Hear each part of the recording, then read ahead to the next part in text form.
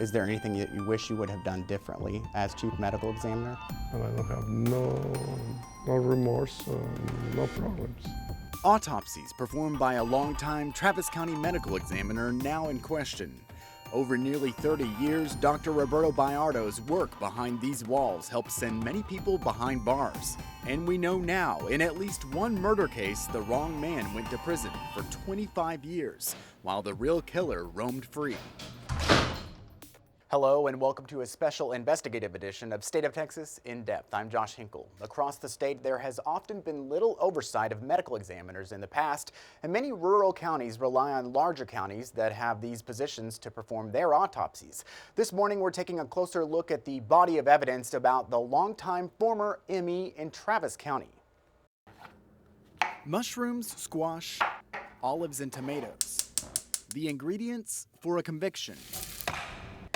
In one of the most notorious criminal cases in Central Texas history, the 1986 murder of Christine Morton, beaten to death in her own bed. Morton is charged with killing his wife, Christine. Her body was found in the bedroom of the couple's home south of Georgetown, August 13th. Her skull had been smashed with a blunt instrument. Her husband Michael's fate hinged on the testimony of this man, Travis County Chief Medical Examiner Roberto Bayardo. And I proceeded to examine the rest of the internal organs. His findings helped tell the story of the couple's night out to dinner, celebrating Michael's birthday. Christine's autopsy revealed only semi-digested food in her stomach, leading Bayardo to the conclusion she died mere hours after the meal, before Michael left for work the next morning. With the medical examiner's testimony conflicting with Morton's alibi, most jury members were already convinced. We talked about it for 5 or 10 minutes, and then we took a vote. To convict Michael Morton of murder and less than 1 hour to hand down a life sentence. Real shocked. Didn't do this. I'm sorry, what? Did not do this. No opinion. It would be the last and only time Bayardo says he used what someone ate to determine when they died. In a 2011 sworn statement, he said that method is not based on science, just one of many revelations leading to Michael's eventual freedom. I thank God this wasn't a capital case, that I only had life. Beyond that case, we found a handful of others where Bayardo has changed his opinion years later. But why? During our research, we discovered something one expert says could certainly cause a miscarriage of justice, something Travis County leaders knew was happening years before Bayardo stepped down, something we'll explain coming up. He performed thousands of autopsies in Central Texas, some say too many. What's the risk of having a caseload that big? It's a bad situation. What happened behind the walls of the Travis County morgue? And was money a motivation? We didn't know he was making this money. Nobody came to us and said, hey, he's getting paid on the side. Coming up on this special edition of State of Texas In Depth, we continue to investigate this medical examiner's body of evidence next.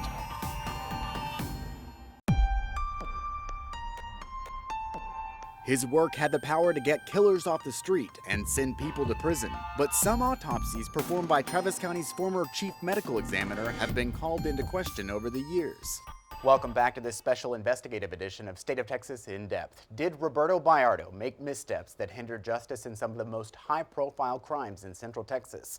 And prosecutors still call him to testify for murder cases in which he performed autopsies long ago. This morning, we lay out the body of evidence leading to questions about some of those autopsies. Critics point to murder cases when Bayardo performed an autopsy, testified in court, then changed his story many years later. A babysitter on death row. She died in prison, awaiting release when Bayardo said the child in her care could have died by accident, not intentionally killed. A man within days of execution for strangling a bride-to-be, spared, and now awaiting word of an appeal after Bayardo clarified his conclusions on when that woman died. So why go back on his own testimony? We found making money could be at the root of the problem, a problem that took us through thousands of autopsies, including this woman's.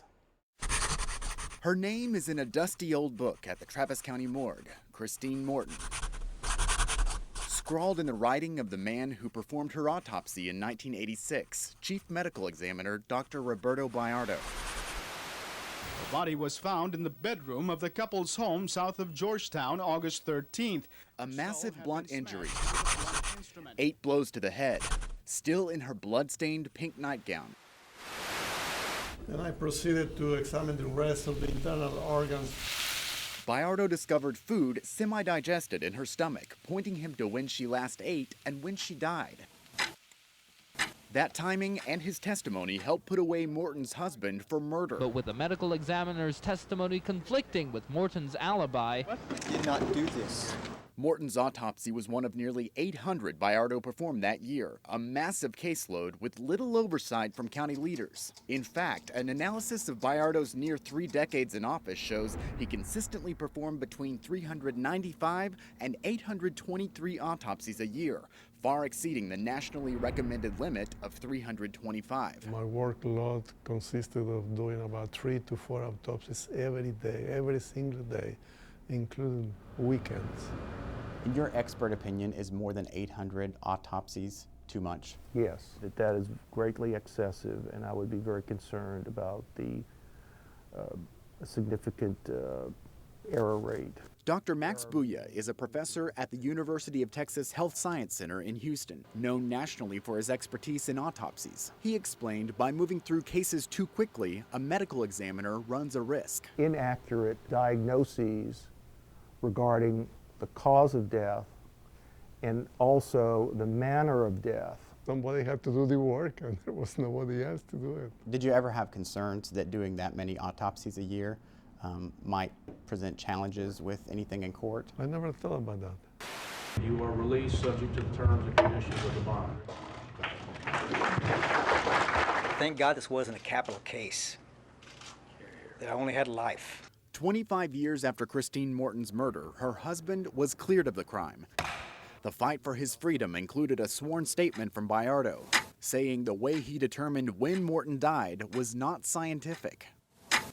That statement made us wonder, what else would Christine Morton's autopsy report reveal? The county where she was killed didn't have its own medical examiner, so they brought her body here to Bayardo in Travis County, along with $250 for his work. I was angry about it.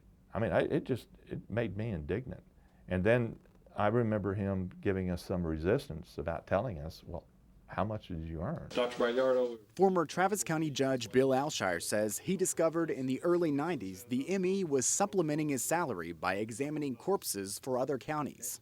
It shows how many autopsies he did, and it shows how much money he got. That was a financial incentive for him to see how many autopsies he could do. Doing the coronary removals and doing the tissue work. That passes unanimously.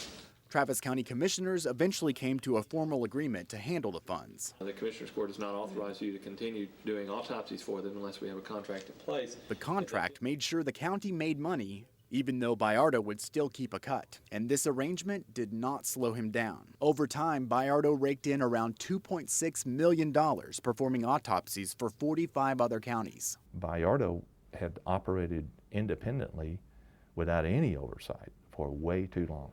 Frankly, in my opinion, he blew it. And I think he stayed longer than he should have. I earned it. I had the capacity to do it and the professional knowledge to do it. So what's the problem? The problem is, Bayardo's work and the medical examiner's office faced heavy criticism in the early 2000s. Like the accuracy of his conclusions in a police shooting. Daniel Rocha's preliminary report showed him having no drugs in his system. Later, the pathologist detected marijuana. The misidentification of a body. The autopsy described the body as 23-year-old Clayton Daniels, but a DNA test showed it was the corpse of 81-year-old Charlotte Davis. And the lack of national accreditation, which would have helped ensure quality and standards. It was something we discovered Bayardo never sought in 28 years on the job. Is there anything that you wish you would have done differently as chief medical examiner? Absolutely no. Nothing. Nothing. I did everything to the best of my abilities, to the best of my knowledge, and I don't have no remorse, no problems. Bayardo stepped down in 2006, and today he is in his 80s and living in a retirement village in Houston. But Travis County prosecutors still call him to testify about autopsies he performed in murder cases. In fact, we've learned this summer he's on the list of witnesses in the trial against Mark Norwood, who police say beat this woman, Deborah Baker, to death in her own bed in 1988. It turns out 2 years before, Norwood was the actual killer of the woman in our story, Christine Morton. Critics say had Bayardo done things right with Morton's autopsy, Baker might still be alive today. We will, of course, be following that trial very closely. So what did Bayardo say in his defense? That he didn't have enough money or resources, so he had to perform that many autopsies alone. But we do know he eventually got more staff, more money, and even a new morgue, and his caseload still stayed high. Could he ever face anything legally because of what we've uncovered? Well, the Texas Medical Board typically hasn't gone after medical examiners unless there was clear evidence an autopsy was deliberately mishandled, which could open the door for criminal or civil cases, but there's no proof of that, and Bayardo is no longer practicing. We checked, and the Travis County Medical Examiner's Office did eventually receive national accreditation and will soon have a new facility. Today, it has better records and more staff who no longer receive money for out-of-county autopsies. Online now, Body of Evidence, a medical examiner's missteps. Go inside my reporting with fellow KXAN investigator David Barrere. We walk you through the case files that point to a problematic history within this Travis County department, interviews with the medical examiner himself, and an interactive breakdown of his autopsies and his high-profile testimony in court. It's in the investigative section of KXAN.com. For KXAN's political and investigative teams, thank you for joining us for this special edition of State of Texas In Depth. I'm Josh Hinkle. Have a great day.